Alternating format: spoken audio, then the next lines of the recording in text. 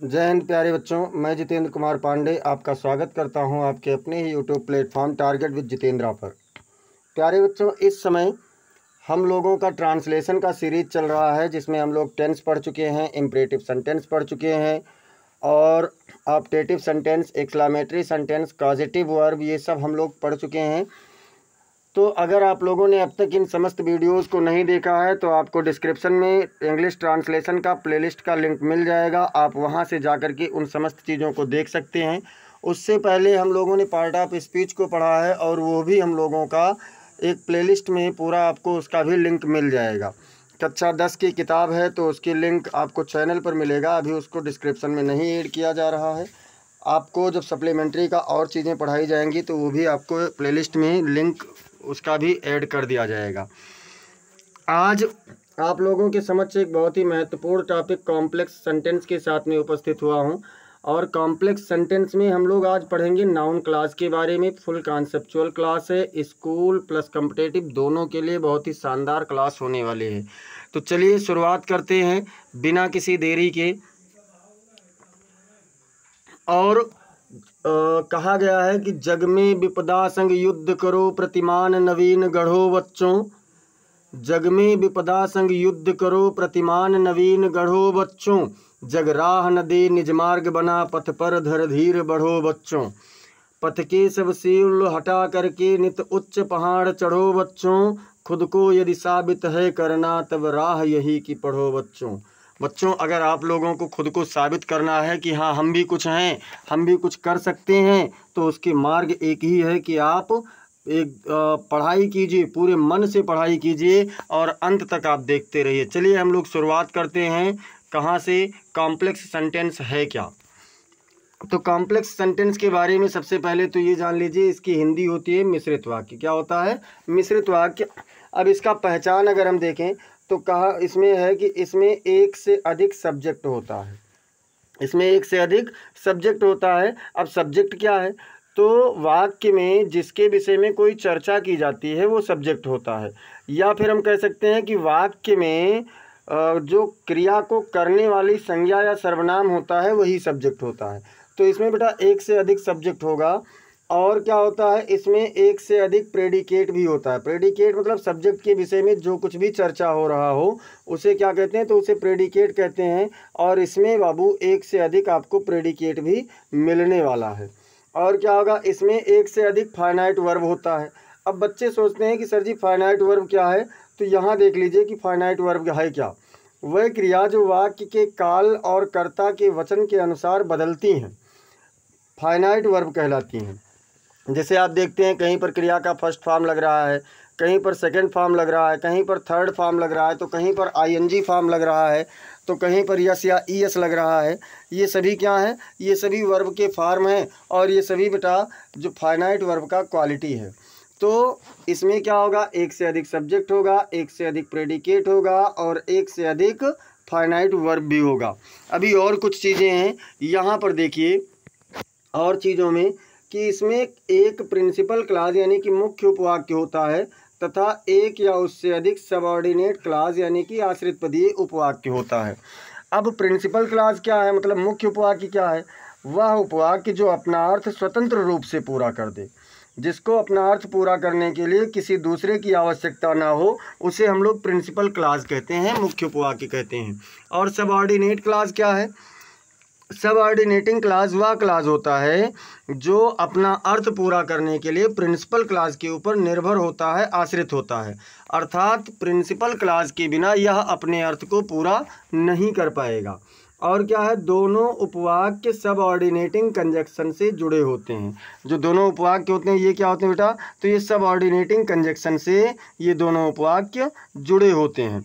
तो इतनी चीज़ें अगर आपको मिल रही हैं, मतलब एक से अधिक सब्जेक्ट हो, एक से अधिक प्रेडिकेट हो, एक से अधिक फाइनाइट वर्ब हो, एक प्रिंसिपल क्लास और एक या उससे अधिक सबऑर्डिनेट क्लास हो, और ये सभी आपके सबऑर्डिनेटिंग कंजक्शन से जुड़े हुए हों, तो आप वहाँ समझ लेना कि ये आपका मिश्रित वाक्य है। अब चलिए, अगर आपने अभी तक बेटा कंजक्शन नहीं पढ़ा है, सबऑर्डिनेटिंग और कोऑर्डिनेटिंग, तो आप लोग कंजक्शन का एक टॉपिक आपको पार्ट ऑफ स्पीच की प्लेलिस्ट में दिया गया है, आप वहाँ से जा कर के उन समस्त चीज़ों को पढ़ सकते हैं, एक बार पुनः अपना रिवाइज कर सकते हैं। तो चलिए हम लोग अब यहाँ से आगे शुरुआत करते हैं। और सबऑर्डिनेटिंग क्लास 3 प्रकार का होता है, नाउन क्लास, एडजेक्टिव क्लास और एडवर्ब क्लास। तो नाउन क्लास यानी संज्ञा उपवाक्य। नाउन क्लास का अर्थ क्या होगा बेटा? तो नाउन क्लास का अर्थ होता है संज्ञा उपवाक्य। अब जो संज्ञा उपवाक्य है इसके बारे में हम लोग देखेंगे आज, इसका ट्रांसलेशन कैसे किया जाता है ये चीज़ हम लोग सीखेंगे। तो देखिए, सबसे पहले संज्ञा उपवाक्य है तो जाहिर सी बात है कि ये वाक्य में संज्ञा का कार्य करता है, इसीलिए इसको संज्ञा उपवाक्य कहा जाता है। ये नाउन का कार्य करता है तथा हिंदी में की से शुरू होता है। कौन से शब्द से? तो की से हिंदी में शुरू होता है। इंग्लिश में इसके लिए अलग अलग शब्द का प्रयोग किया गया है जो कि अभी आप लोग ट्रांसलेशन में देखेंगे। तो आशा है कि आपको अब तक पहचान पता हो गया होगा कि कॉम्प्लेक्स सेंटेंस क्या है और आप लोगों का नाउन क्लास क्या है। अगर कोई कन्फ्यूज़न है तो आप लोग एक बार कमेंट सेक्शन में ज़रूर बताएं, और अगर समझ में आ गया है तो भी आप कमेंट सेक्शन में बताइए। अब हम लोग यहाँ से बेटा शुरुआत करते हैं रोल नंबर 1 से। रोल नंबर 1 क्या है, फर्स्ट रूल क्या है ट्रांसलेशन का? तो फर्स्ट रूल है कि यदि पहला उपवाक्य प्रेजेंट या फ्यूचर टेंस में हो, मतलब मान लीजिए अगर आपका पहला उपवाक्य प्रेजेंट टेंस में है या फिर फ्यूचर टेंस में है तो दूसरे उपवाक्य का अनुवाद जिस टेंस में होता है उसी में करते हैं। मतलब दूसरा अगर पहला उपवाक्य प्रेजेंट टेंस में या फ्यूचर टेंस में है, अब प्रेजेंट का चाहे जो भी प्रेजेंट हो, चाहे इंडेफिनिट हो, चाहे कॉन्टिन्यूअस हो, चाहे परफेक्ट हो या परफेक्ट कॉन्टिन्यूअस हो, जो भी होगा। ऐसे ही फ्यूचर में चाहे जो भी हो, उससे कोई फ़र्क नहीं पड़ता है, बस प्रेजेंट या फ्यूचर होना चाहिए। तो अगर वो प्रेजेंट में है या फ्यूचर में है तो दूसरा उपवाक्य आपका जिस टेंस में होगा, मान लीजिए दूसरा उपवाक्य आपका पास्ट टेंस में है तो आप पास्ट टेंस में अनुवाद कर देंगे, प्रेजेंट टेंस में है तो प्रेजेंट टेंस में अनुवाद कर देंगे, और अगर फ्यूचर टेंस है तो फ्यूचर टेंस में अनुवाद कर देंगे। अब हम लोग आज देखते हैं दूसरा नियम क्या है। तो दूसरा रूल बेटा है कि यदि दूसरा उपवाक्य प्रश्नवाचक ना हो, अगर मान लीजिए दूसरा उपवाक्य प्रश्नवाचक नहीं है तो की, मतलब की जो हमें अंग्रेजी लिखनी है, की के लिए दैट का प्रयोग करते हैं। अगर दूसरा प्रश्नवाचक नहीं है तो की के लिए हम लोग क्या लिखेंगे? तो दैट का प्रयोग करते हैं। अब इसके बाद में हम लोग चलते हैं एग्जाम्पल्स की ओर। इस नियम के एग्जाम्पल को समझ लीजिए कि इस नियम का एग्जाम्पल क्या कहता है। जैसे देखिए, कहा गया मैं जानता हूँ कि वह एक किसान है। अब अगर कोई आपसे पूछे कि नाउन क्लास कौन सा है, तो नाउन क्लास आपका यही है कि वह एक किसान है। ये क्या है? नाउन क्लास है। और जब इसका ट्रांसलेशन होगा तो देखिए, आई नो, मैं जानता हूँ। देखिए, पहला आपका प्रेजेंट इंडेफिनिट में है, मैं जानता हूँ। दूसरा आपका प्रश्नवाचक नहीं है, दूसरे उपवाक्य में किसी भी प्रकार का कोई भी प्रश्न नहीं पूछा गया है, तब क्या करेंगे? तो इसके लिए हम लोग दैट का प्रयोग कर देंगे। की के लिए क्या किए? दैट का प्रयोग। अब बचा क्या? वह एक किसान है, और ये आपका प्रेजेंट में वो भी है तो उसका भी प्रेजेंट में ही बना दीजिए, ही इज़ ए फार्मर। यानी I know that he is a farmer. ये आपका क्या बना बेटा? ये आपका पहला वाला बना। अब दूसरे में हम लोग देखते हैं। तो दूसरा हमारा क्या एग्जाम्पल है? क्या तुम जानते हो कि वह निर्दोष है? देखिए, यहाँ पर पहला उपवाक्य आपका प्रश्नवाचक है, लेकिन मैंने नियम में क्या बताया है? मैंने नियम में बताया है कि दूसरा प्रश्नवाचक ना हो, पहला प्रश्नवाचक हो, प्रश्नवाचक ना हो, उससे कोई फर्क नहीं पड़ता है, कोई मैटर नहीं है। लेकिन अगर दूसरा प्रश्नवाचक है तब मैटर पड़ेगा। तो यहाँ पर पहला आपका प्रश्नवाचक है, क्या तुम जानते हो। ये आपका किस टेंस में है? तो ये आपका प्रेजेंट इंडेफिनिट में है। तो प्रेजेंट इंडेफिनिट में क्या वाले वाक्यों का अनुवाद डू या डस से शुरू करते हैं? तो हमने क्या किया, यहाँ पर डू पहले ले लिए क्योंकि तुम है। डू यू नो, क्या तुम जानते हो। दूसरा प्रश्नवाचक नहीं है तो की के लिए दैट लिख देंगे। यहाँ पर दाई लिख गया है, ये दैट रहेगा, THAT, दैट। अब वह निर्दोष है, यही तो बचा। तो क्या हो जाएगा? He is innocent. Do you know that he is innocent. ये आपका बन गया किसका? दूसरे का। देखिए, यहाँ ध्यान रखना है, दैट की स्पेलिंग थोड़ा एरर हुआ है, यहाँ पर लास्ट में टी रहेगा, ठीक है। अब इसके बाद में तीसरा है कि उसे मालूम होगा कि मैं एक अध्यापक हूँ। देखिए, अभी तक ये पहला उपवाक्य मैंने पहला वाक्य लिया और दूसरा वाक्य लिया। इसमें आपने देखा कि जो आपका फर्स्ट उपवाक्य है, पहला उपवाक्य है, वो क्या है? प्रेजेंट इंडेफिनिट टेंस में है, यानी प्रेजेंट टेंस में है। अब जो तीसरा वाक्य आप देख रहे हैं, इसमें आप देख रहे हैं कि इसमें जो आपका पहला उपवाक्य है वो क्या है? फ्यूचर टेंस में है, फ्यूचर इंडेफिनिट में है। तो क्या करेंगे? ही विल नो, वह जानता होगा या फिर उसे मालूम होगा, ठीक है। अब की यहाँ दूसरा उपवाक्य आपका फिर प्रश्नवाचक नहीं है, तो जब दूसरा प्रश्नवाचक नहीं है तो की के लिए क्या लिखेंगे, दैट का प्रयोग करेंगे, दैट। अब मैं एक अध्यापक हूँ, इसके लिए हम लोग क्या करेंगे बेटा, तो इसके लिए कौन अध्यापक है, मैं, आई एम ए टीचर। क्या हो गया, ही विल नो, वह जानता होगा, that I am a teacher, कि मैं एक अध्यापक हूँ। अब इसके बाद में आप लोग देखिए अगला नियम। आशा है अब तक आपको यहाँ तक समझ में आ गया होगा, और एक बार आप लोग कमेंट सेक्शन में ज़रूर बताइए कि हाँ सर जी समझ में आ गया, यानी यस सर लिखिए, या फिर आप हैंड रेज वाला सिंबल बना करके भेज दीजिए। चलिए अब हम लोग देखते हैं रोल नंबर 3, मतलब 2 नियम हमारा हो चुका है। 2 नियम में कौन कौन सा नियम हुआ, एक बार उसको रिकॉल कर लीजिए। तो पहला नियम हुआ है कि अगर पहला उपवाक्य प्रेजेंट या फ्यूचर में है तो दूसरा उपवाक्य जिस टेंस में होगा उसका अनुवाद उसी में कर देंगे। दूसरा नियम क्या है, दूसरा नियम है कि यदि दूसरा उपवाक्य प्रश्नवाचक ना हो तो हम लोग क्या करेंगे, तो हम लोग दूसरे मतलब उपवाक्य से पहले यानी की के लिए दैट का प्रयोग करेंगे। अब नियम नंबर 3 कह रहा है कि यदि पहला उपवाक्य पास्ट टेंस में है, अगर पहला पास्ट टेंस में हो तो दूसरे उपवाक्य का अनुवाद भी पास्ट टेंस में ही करते हैं। मतलब अगर आपका पहला उपवाक्य पास्ट टेंस में है तो दूसरे उपवाक्य का अनुवाद भी किस में किया जाएगा, तो पास्ट टेंस में ही किया जाएगा। अब इसका एग्जाम्पल इसका भी देख लीजिए। जैसे इसके एग्जाम्पल में देखो कहा गया, इसके एग्जाम्पल में कहा गया मैं जानता था कि तुम आओगे। देखिए यहाँ पर जानता था, बाकी और सारे नियम वही रहेंगे। जानता था यानी प्रेजेंट क्रिया के अंत में ता था ती थी ते थे मिल रहा है, तो कौन सा उपवाक्य होगा बेटा, वो कौन सा टेंस होगा। अगर ता था ती थी ते थे मिल रहा है तो वो आप लोगों का पास्ट इंडेफिनिट हो जाएगा। तो पास्ट इंडेफिनिट है यानी वर्ब का सेकेंड फॉर्म लगेगा आई न्यू। और दूसरा प्रश्नवाचक जब नहीं है तो उसके लिए हमें क्या करना होगा, दैट लगाना होगा, आई न्यू दैट। अब कौन आएगा, तो तुम आओगे यानी यू। और देखिए पहला पास्ट में था तो तुम आओगे, अगर हम केवल इतने का बनाएं तो हम लिखेंगे यू विल कम, लेकिन ये पास्ट में बन गया तो विल का पास्ट रूप वुड लिया गया। क्या लिया गया, वुड, तो यू वुड कम, यानी आई knew that you would come, मैं जानता था कि तुम आओगे। अब फिर देखिए वह जानता था कि मैं तुमसे मिलूँगा। क्या कहा गया, वह जानता था कि मैं तुमसे मिलूँगा।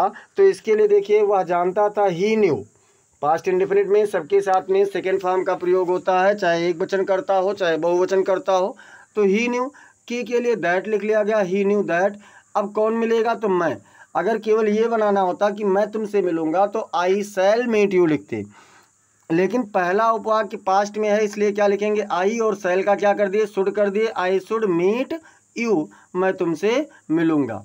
He knew that I should meet you, वह जानता था कि मैं तुमसे मिलूँगा।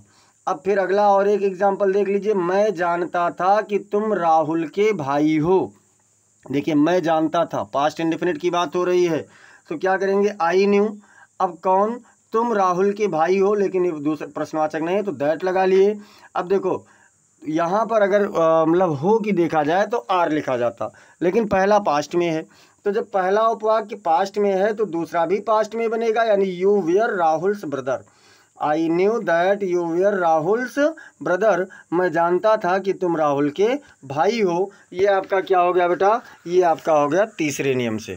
अब देखिए पहले नियम में आपने पढ़ा कि अगर पहला उपवाक्य प्रेजेंट या फ्यूचर टेंस में है तो दूसरे उपवाक्य में सभी कर्ताओं के साथ में दूसरा उपवाक्य जिस टेंस में होगा उसका अनुवाद उसी टेंस में करेंगे।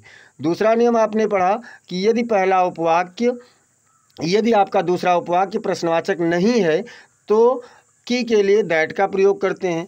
तीसरे नियम में आप लोगों ने पढ़ा कि यदि पहला उपवाक्य पास्ट टेंस में हो तो दूसरे उपवाक्य में सभी वाक्यों को पास्ट टेंस में बनाते हैं, तब तो दूसरा क्या होगा, पास्ट में बनेगा। अच्छा, तीनों आपने सभी नियमों का एग्जाम्पल भी देख लिया। अब अगर अभी तक आपको कोई कन्फ्यूज़न नहीं है तो कमेंट सेक्शन में बताएं, और कन्फ्यूज़न है तो भी आप कमेंट सेक्शन में ज़रूर बताएं। अब चलते हैं हम लोग अगले वाले पर, और चौथा नियम देखिए क्या कहता है। चौथा नियम कह रहा है कि यदि दूसरा उपवाक्य प्रश्नवाचक हो, क्या कहता है कि यदि दूसरा उपवाक्य प्रश्नवाचक हो और क्या से शुरू हो तो की के लिए इफ या वेदर का प्रयोग करते हैं। बेटा अगर दूसरा आपका प्रश्नवाचक हुआ, पहले की बात नहीं हो रही, दूसरे की बात हो रही है, अगर दूसरा प्रश्नवाचक हुआ तो हम लोग क्या करेंगे, तो हम लोग इफ़ या वेदर का प्रयोग करेंगे जहाँ पर दैट लिखते थे, मतलब अब दैट नहीं लिखेंगे। तो क्या करेंगे, एग्जाम्पल को भी देख लेते हैं। एग्जाम्पल्स में क्या कह रहा है, एग्जाम्पल कह रहा है कि तुम बता सकते हो कि क्या वह आएगा। यहाँ क्या आपका गलत हो गया है, आधा का होना चाहिए। तुम बता सकते हो कि क्या वह आएगा। अब देखो ये आपका क्या है, बता सकते हो तो कैन का प्रयोग होगा। तो क्या हो जाएगा, कैन यू टेल, मतलब तुम बता सकते हो। यहाँ पर देखिए थोड़ा सा, यहाँ पर बेटा कैन आपका अगर क्या पहले होता तब होता, ये आपका यहाँ पर थोड़ा सा हमसे टाइपिंग एरर हुआ है। तो कैन को यू के जगह पर कर लेना और यू को कैन के जगह पर, यानी यू कैन टेल। क्या हो जाएगा, यू कैन टेल, तुम बता सकते हो। अब देखो ये वाला आपका प्रश्नवाचक है। अच्छा, जब दूसरा उपवाक्य ही प्रश्नवाचक रहेगा तो अंत में प्रश्नवाचक चिन्ह का प्रयोग नहीं किया जाएगा। अगर पहला प्रश्नवाचक है तब तो प्रश्नवाचक चिन्ह का प्रयोग होगा, लेकिन अगर पहला उपवाक्य प्रश्नवाचक नहीं है तो कॉम्प्लेक्स सेंटेंस में दूसरे उपवाक्य में प्रश्नवाचक होने पर भी प्रश्नवाचक चिन्ह का प्रयोग नहीं होता है। अब क्या से शुरू हो, तो इफ़ लगा लिए, इफ़, अब वह आएगा, ही विल कम, चूँकि पहला आपका क्या है, प्रेजेंट में है। तो you can tell if he will come, तुम बता सकते हो कि क्या वह कल आएगा, मतलब क्या वह आएगा। अब है उसने मुझसे पूछा कि क्या आप अंग्रेजी पढ़ाएंगे। अगला क्या है, उसने मुझसे पूछा कि क्या आप अंग्रेजी पढ़ाएंगे। तो भैया क्या होगा, किसने पूछा, उसने, यानी ही। किससे क्या किया, पूछा, तो आस्क्ड पास्ट इंडेफिनिट में चला गया, सेकंड फॉर्म हो गया। और किससे, तो मुझसे, यानी मी, ही आस्क्ड मी। अब क्या से है बीच में, यानी की और क्या से शुरू हो रहा है दूसरा उपवाक्य, देखो क्या से ही शुरू हो रहा है ना। तो क्या करेंगे, सबसे पहले इफ़ का प्रयोग करेंगे। इफ़, अब कौन बचा, क्या की और क्या के लिए इफ़ हो गया, बचा आप अंग्रेजी पढ़ाएंगे। तो यू, अब देखिए पास्ट में है इसलिए विल का पास्ट रूप लगा, would, you would teach English, यानी he asked me if you would teach English, उसने मुझसे पूछा कि क्या आप अंग्रेजी पढ़ाएंगे। अब ये आपका बन गया बेटा कौन सा, ये आपका बन गया दूसरा वाला एग्जाम्पल। अब देखते हैं यहाँ पर एक, अभी आपने देखा होगा कि हमने वेदर का प्रयोग कहीं नहीं किया है, तो वह उसके लिए नोट आप देख लीजिए कि यदि दूसरे उपवाक्य में विकल्प हो, अगर दूसरे उपवाक्य में विकल्प है तो केवल वेदर का प्रयोग करते हैं, तो वहाँ पर इफ़ का प्रयोग नहीं करेंगे। अगर वहाँ पर मतलब जैसे दूसरे उपवाक्य में क्या से शुरू हो रहा है, साथ ही साथ अगर विकल्प भी दिया गया है, तो उसके लिए हम लोग क्या करेंगे, तो वहाँ पर केवल और केवल वेदर का प्रयोग होगा। एग्जाम्पल में उसने मुझसे पूछा कि क्या आप चाय पियेंगे या कॉफ़ी। देखिए चाय या कॉफ़ी, यहाँ पर विकल्प दे दिया गया, अल्टरनेट है, दोनों में से आपको एक ही मिलेगा, दोनों नहीं मिलेगा, ठीक है। तो अब यहाँ पर क्या करेंगे, यहाँ पर ही आस्क्ड मी, उसने मुझसे पूछा, इतना तक तो सही है। इधर आपका विकल्प होने के कारण की और क्या के लिए क्या लिख देंगे, वेदर का प्रयोग करेंगे। अब बचा क्या, आप चाय पियेंगे या कॉफ़ी, यानी यू वुड क्या करेंगे, you would take tea or coffee, क्या हो जाएगा, you would take tea or coffee, यानी he asked me whether you would take tea or coffee, उसने मुझसे पूछा कि क्या आप चाय पियेंगे या कॉफ़ी। आशा है आपको यहाँ तक का समझ में आ गया होगा। अब हम लोग देखते हैं बेटा पांचवा नियम, और पांचवें नियम में क्या कह रहा है, यदि दूसरा उपवाक्य प्रश्नवाचक हो, यदि दूसरा उपवाक्य प्रश्नवाचक हो और प्रश्नवाचक शब्द बीच में हो, तो की के लिए उसी प्रश्नवाचक शब्द की इंग्लिश लिखते हैं। जैसे की कहाँ है तो वेयर लिख दिया जाएगा, की क्यों है तो व्हाई लिख दिया जाएगा, कि कब है तो व्हेन लिख दिया जाएगा। इस प्रकार से मतलब प्रश्नवाचक शब्द जो होगा उसी की इंग्लिश वहीं पर कंजक्शन की जगह पर लिखा जाएगा। चलिए एग्जाम्पल देख लेते हैं। और एग्जाम्पल क्या कह रहा है, एग्जाम्पल कहता है क्या आप जानते थे कि मैं कौन हूँ। मैंने क्या पूछा कि क्या आप जानते थे कि मैं कौन हूँ। तो देखिए पहला उपवाक्य आपका है क्या आप जानते थे, प्रश्नवाचक है पहला भी दूसरा भी, लेकिन पहले उपवाक्य का अगर देखें तो पास्ट इंडेफिनिट टेंस में है, तो क्या करेंगे, डिड यू नो हो जाएगा, डू यू नो नहीं होगा, डिड यू नो हो जाएगा। अब बचा क्या कि मैं कौन हूँ, तो की और कौन के लिए ये प्रश्नवाचक शब्द बीच में हु लिख दिया गया। अब बचा क्या, मैं था, यही तो मैं हूँ, आई लिखा, लेकिन पहला पास्ट में है तो दूसरा भी पास्ट में बनेगा, इसलिए वाज लग गया। Did you know who I was, क्या आप जानते थे कि मैं कौन हूँ। अब है मैं नहीं जानता हूँ कि वह यहाँ क्या करता है। यहाँ पर क्या पूछा, क्या बताया कि मैं नहीं जानता हूँ कि वह यहाँ क्या करता है, तो ये प्रेजेंट इंडेफिनिट में है। तो क्या किए, I do not know, I do not know. अब देखो की और क्या के लिए क्या कर दिया गया, व्हाट का प्रयोग कर दिया गया। अब वह यहाँ करता है, यही तो बचा, वह यहाँ करता है, तो ही और करना का अंग्रेजी डू होती है, प्रेजेंट इंडेफिनिट में है, इसके पहले वाला उपवाक्य भी प्रेजेंट में है, इसलिए ये प्रेजेंट इंडेफिनिट में बनेगा। तो डू के फर्स्ट फॉर्म में यस या ईएस लग जाएगा और हियर हो जाएगा, यानी कि I do not know what he does here, मतलब मैं नहीं जानता हूँ कि वह यहाँ क्या करता है। अगला है कि क्या तुम बता सकते हो कि तुम्हारा भाई कहाँ गया है। क्या तुम बता सकते हो कि तुम्हारा भाई कहाँ गया है। तो देखिए कैन यू टेल, क्या तुम बता सकते हो, इसके लिए हो गया कैन यू टेल। की और कहाँ, इसके लिए क्या कर दिए, वेयर का प्रयोग कर दिए।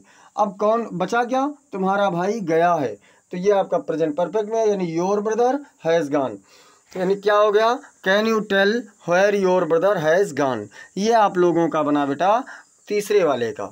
अब देखिए अब तक हम लोगों ने क्या पढ़ा, अब तक हम लोगों ने इसके पहचान को देखा।